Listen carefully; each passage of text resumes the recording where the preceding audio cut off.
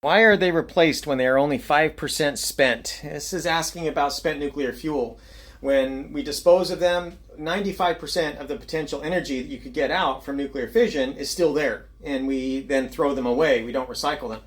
And the reason why is that the primary source of that energy comes from uranium-235. Now, uranium-235 in nature, it's got an isotopic abundance of only about 0.7%. And that's not enough in our light water reactors to actually have a critical reaction and create power from a chain reaction of fission. So we have to enrich it to about 5%. And that 5% of the uranium-235 that's in the fuel, that's actually not really what's used to its entirety. It's actually only about half of that or somewhere around that. Whereas the uranium-238, the more abundant isotope of uranium, it's absorbing neutrons and getting activated and decaying down into plutonium-239, which is also used as a fuel in the reactor.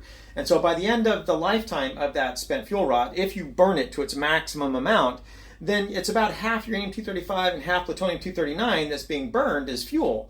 Now, when you're doing that, however, when you're fissioning the uranium and the plutonium that's in the fuel, that's creating fission products, and those fission products are neutron poisons.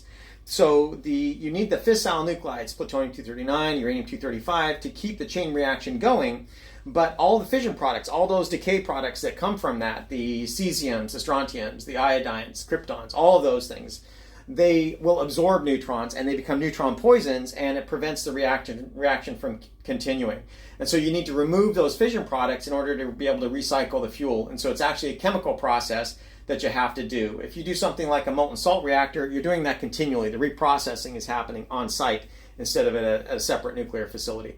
So that's why it's currently being disposed right now, is because we're not recycling. And so if we're not recycling, it can't be reused.